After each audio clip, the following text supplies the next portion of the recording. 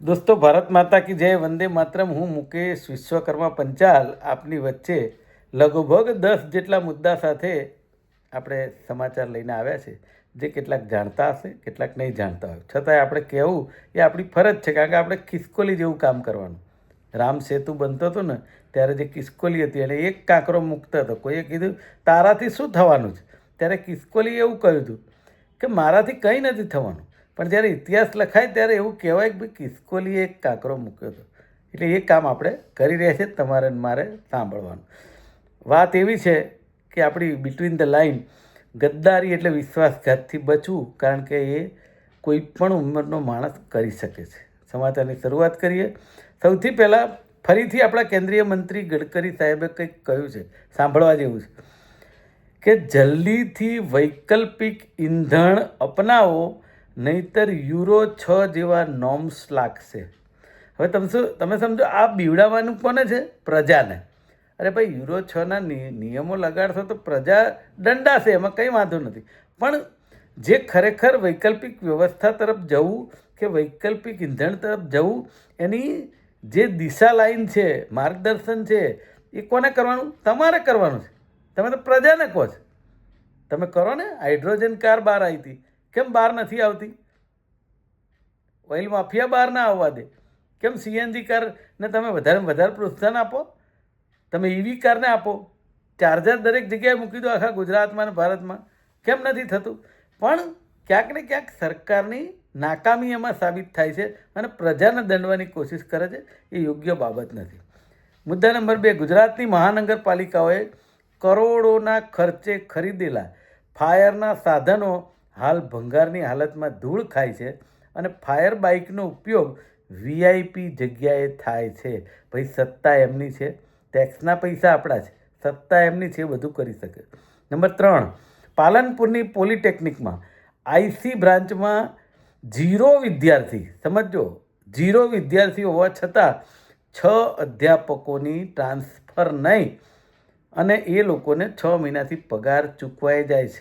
આવી લાલિયાવાડી ચાલે છે, પણ સરકાર એમની છે, બધું કરી શકે. ચોથા નંબર, અમદાવાદના સાબરમતીમાં એક શખ્સે પીસીઆર વાનમાં તોડફોડ કરી અને પોલીસને ગાળો આપી. હવે આ સમાચાર એ ઘણીવાર એવા આવે છે ને કે આ તો આપણને નવાઈ લાગે. કાયદો ને વ્યવસ્થા એટલી સખત છે ગુજરાતમાં કે આવું કોઈ પણ કરે, કોઈ ચમરબંધીને છોડવામાં નહીં આવે. આપણા ગૃહમંત્રી એવું બોલે, પણ ચમરબંધી રોજ પેદા થાય. પાછા પેદા ના થવા જોઈએ, અગત્યની વાત એ છે. અમદાવાદ શહેરમાં નવા 62 પાર્કિંગ બનશે અને 4300 કાર અને 12,000 ટુ વ્હીલર પાર્ક થઈ શકશે. વાત એસજી હાઈવેની છે, પણ સિંધુ ભવન રોડ ઉપર પાર્કિંગ બનેલું છે 3-4 માળનું, એ હજી ધૂળ ખાય છે. એના ઉપર કોઈનું ધ્યાન નથી. નવા કોન્ટ્રાક્ટ આપે જવાના, તમારે મારે જીએસટી ભરવાનો, એ લોકો મોજ કરે. 5મો નંબર, આ સમાચારે ભારે કરી. જેલમાં માફી અને બુટલેગરને આઈપીએસના ઘરેથી ટિફિન જાય છે. શનિ રવિમાં ભોજન સાથે મીઠાઈનું પણ જમણ પહોંચે છે. ક્યાંથી કાયદોને વ્યવસ્થા જળવાય? આ તમને મને સવાલ થાય કે ના થાય? જો બુટલેગરો ત્યાં જમણ જમી શકતા હોય, સારું મીઠાઈ મોકલાતી, અને એમાં આઈપીએસ ઓફિસરના ઘરેથી, મને એમ લાગે છે આપણને ભગવાન જ બચાવે. આપણે આપણી રીતે નહીં બચી શકીએ. આપણા હાથમાં એક વસ્તુ છે, મત. એનાથી આપણે બચી શકીએ. પણ જ્યારે મત આપવાનું હોય ને, ત્યારે રામ મંદિર, પૈસા, આ બધી વસ્તુ આવે છે. એટલે આપણને વિચાર નથી આવતો. વિચારવાની જરૂર છે કોને? તમારે ને મારે. સમજે શાનમાં તો સારું. 6ઠ્ઠો નંબર, એક નવો ટ્રેન્ડ ચાલે છે પોલીસ સ્ટેશનમાં. પોલીસની હાજરીમાં અસામાજિક તત્વો ધમકી પણ આપે, માર પણ મારા પોલીસ જોતી રહે. પોલીસ સ્ટેશનમાં ધમકી આપે, પણ પોલીસ આ મદદ પાડીને જોતી રહે. હવે કેમ? એ સવાલ પોલીસ અને ગૃહમંત્રીશ્રી અને કમિશનરનો છે, આપણો નહીં. એટલા માટે કાયદાનો ડર નથી. પોલીસ હપ્તા લે છે. જે 10% પોલીસ એવી છે જે હપ્તામાં જ જીવે છે અને મસ્ત મોટા રૂપિયા ભેગા કરવામાં રહી છે. એમાં 90% પોલીસ બદનામ થાય છે અને એના કારણે આ બુટલેગરો બેફામ થયા છે. હું તમને વાત કરું, ગુજરાતના અમદાવાદ જેવા મેગા સિટીમાં પશ્ચિમ વિસ્તારના એક પોલીસ સ્ટેશનમાં પીઆઈ સાહેબને એક ફરિયાદી એવું કહ્યું કે મેં તમને ફરિયાદ આપી છે કે આ વ્યક્તિ મારી હત્યા કરી નાખવા માગે છે, મને ધમકી આપે છે કે તારું મર્ડર કરી નાખીશ, બરાબર? તો તમે શું એમ કે એનો પગલાં લીધા?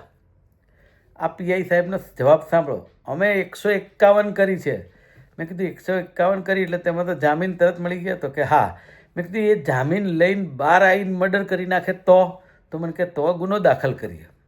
એટલે એ પીઆઈ કે આ પોલીસ રાહ જુએ છે કે 151 થયેલો માણસ બહાર આવીને મર્ડર કરે.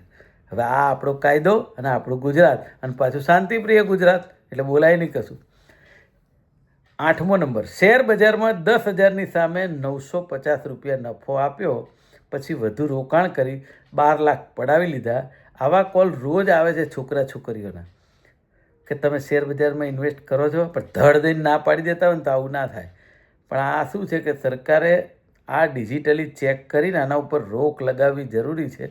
કોલ સેન્ટરો ઉપર કે રોજે રોજ તમારો ડેટા લઈ અને તમને ફોન કર્યા કરે, અને તમે ક્યાંક ને ક્યાંક, જો કે લોભિયા હોય ત્યાં ધૂતારા ભૂખે ન મરે, કહેવત છે આપણા સૌરાષ્ટ્રની, એ સાચી વાત છે.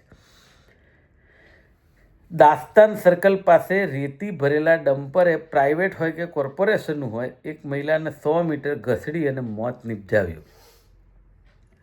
પછી એ ડમ્પરવાળાને બધાએ પકડ્યો ને બધું થયું. પણ એક વસ્તુ નક્કી છે, અને બીજો બનાવ એવો છે કે નરોડામાં ઓવર સ્પીડ 2 વ્હીલરની ટક્કરથી સિનિયર સિટીઝન રાહદારીનું મૃત્યુ થયું. અને આજે મેં ડમ્પર કીધું ને, એ ડમ્પરને કારણે 76 લોકોના 5 વર્ષમાં મોત થયા છે. મારી વાત એ છે કે આ જે ડમ્પર છે ને, આપણા અમદાવાદની અંદર કે ગુજરાતના કોઈ પણ સિટીમાં રાત્રે 10 વાગ્યા પહેલાં એન્ટ્રી નથી, સિવાય સ્કૂલ બસ હોય અને પબ્લિક ટ્રાન્સપોર્ટ સર્વિસ હોય. છતાં પણ તમે જુઓ કે રેતી ભરેલા ડમ્પર હોય કે મ્યુનિસિપલ કોર્પોરેશનના ડમ્પર હોય કે રોડ એન્ડ બિલ્ડિંગના હોય, બેફામ ચલાવતા હોય છે. મને એમ થાય કે આટલું મોટું આ 25-50 ટન લઈ જતી ગાડી, જો એને વચ્ચે કોઈ આવે તો બ્રેક તો લાગે નહીં, આટલી સ્પીડમાં કઈ રીતે જઈ શકે? એને કોઈ કહેનારું જ નથી. ટ્રાફિક પોલીસ એને હાથ પણ નહીં કરે. એટલા માટે ત્યાં બધું ગોઠવાયેલું છે. જે રીતે અમદાવાદમાં રિક્ષા માટે ગોઠવાયેલું છે ને, કે રિક્ષા ડ્રાઈવરને કોઈ પોલીસ ગમે તે 5 ભરે, 25 ભરે, 50 ભરે, ઊંધી પડે, આડી પડે, મરી જાય માણસ, નહીં બોલે. એટલા માટે કે ત્યાં શું છે? સેટિંગ. હમણાં સ્ટિંગ ઓપરેશન થયું હતું, એ સૌએ જોયું, પણ એના ઉપર કોઈ પગલાં લેવામાં આવ્યા નહીં. મારું એવું કહેવું છે, જ્યાં સુધી સરકાર, પહેલાંના જમાનામાં રાજા રજવાડા હતા, પોતાની રૈયતને કંઈ થાય તો એ રાજા તરત રાત્રે જોવા નીકળતા, અને જો રૈયત દુઃખી હોય ને તો એના ભંડાર ખોલી નાખે.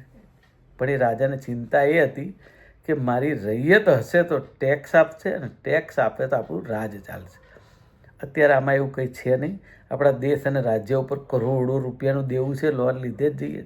બધા મોજ કરો, પણ જ્યારે ચૂંટણી આવે ને ત્યારે થોડું ધ્યાન રાખો. સમજે તો સારું, બાકી તમે ને હું બોલતા રહેવાના અને જીવતા રહેવાના અને મોંઘવારી વેઠ્યા કરો. આજે બસ આટલું જ. આપનો ખૂબ ખૂબ આભાર. શુભરાત્રિ.